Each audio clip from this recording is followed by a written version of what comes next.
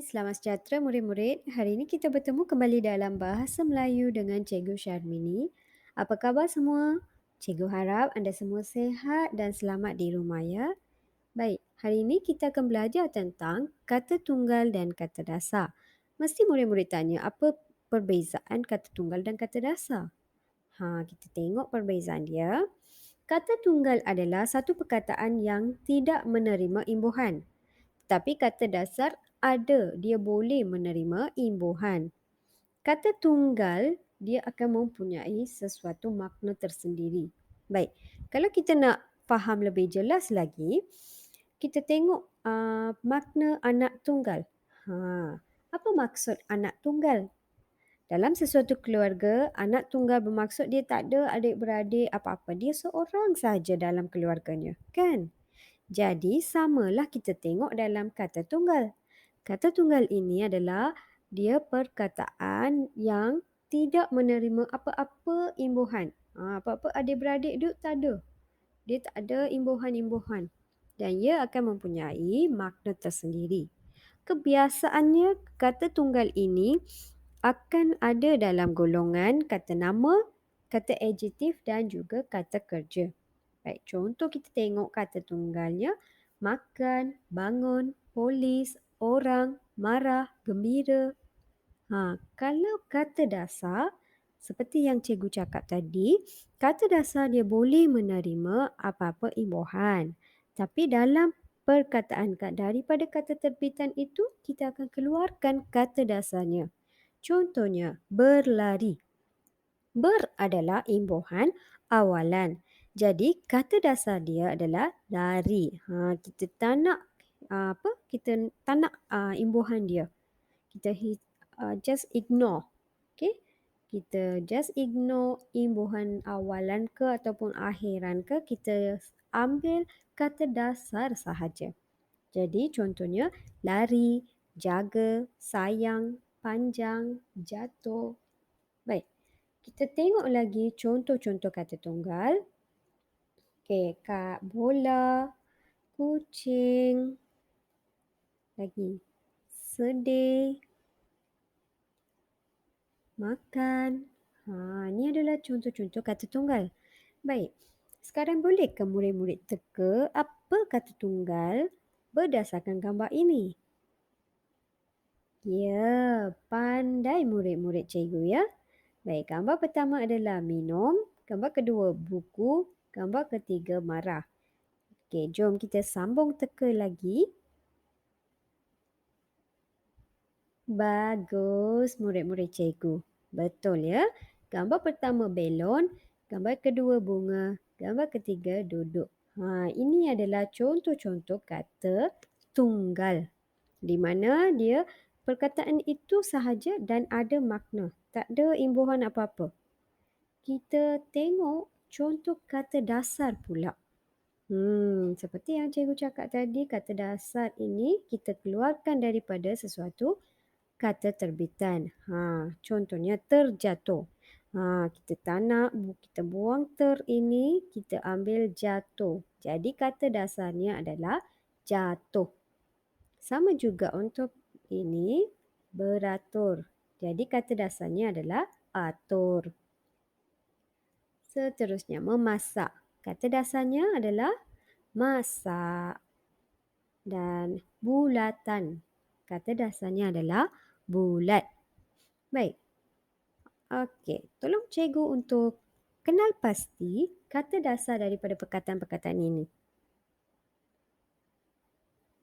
Pandai murid-murid cikgu ya. Jamu, lap, dapat, hormat, jadi, main. Ini adalah kata dasar dalam perkataan-perkataan tadi. Jadi murid-murid, cikgu harap anda semua faham dan boleh bezakan kata tunggal dan kata dasar. Baik, sekarang kita bina ayat menggunakan kata dasar dan juga kata tunggal. Baik, sebelum bina ayat itu, cikgu nak ingatkan kembali murid-murid, 3 perkara ini mesti ingat ya untuk membina sesuatu ayat. Nombor 1, Huruf pertama mestilah huruf besar. Setiap kali kita mulakan sesuatu ayat, ayat itu mesti mula dengan huruf besar. Kecuali ada kata nama khas tu di tengah-tengah tu boleh kita gunakan huruf besar. Tetapi kebiasaannya kita huruf pertama sahaja akan ada huruf besar. Yang kedua, boleh gunakan formula skop. Bagi murid-murid yang dah pandai, dah boleh tulis ayat dengan sendiri tu, boleh teruskan dengan ayat sendiri. Kalau macam ada murid yang kurang ataupun tak berapa confident, yakin dengan ayat mereka, anda boleh gunakan formula skop ya. S untuk siapa, K kata kerja, O objek, P penerangan. Baik. Yang ketiga adalah di akhir ayat mesti ada tanda baca. Jangan lupa letak tanda baca.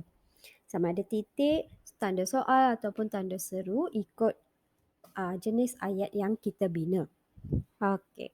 Kita bina ayat berdasarkan kata tunggal tadi ya. Cikgu dah bina ayat satu, kita tengok contoh.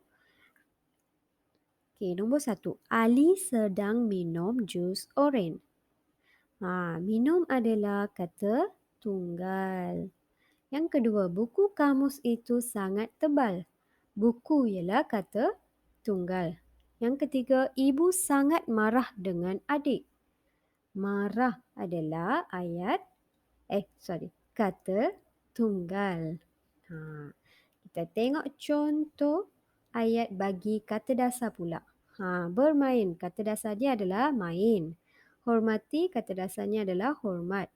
Mengelap, kata dasarnya adalah lap. Kita tengok contoh ayatnya. Pertama, Alia main bola di padang. Yang kedua, Aiman dan Aina selalu hormat ibu bapa mereka. Yang ketiga, Satish sedang lap meja.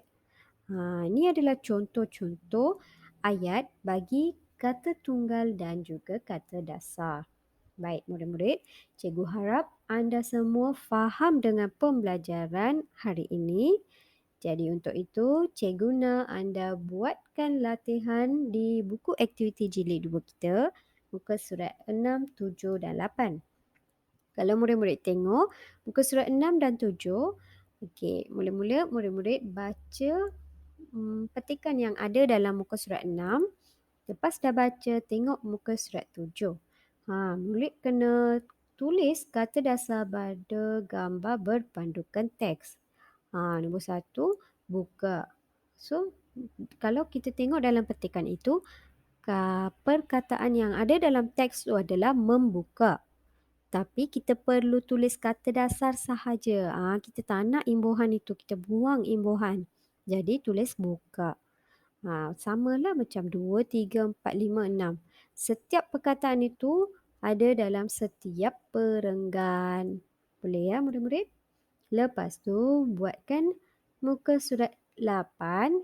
Murid-murid tuliskan kata dasar berdasarkan gambar. Okey, lepas dah tulis, murid bina ayat berpandukan itu. Jadi murid-murid, itu sahaja untuk pembelajaran hari ini.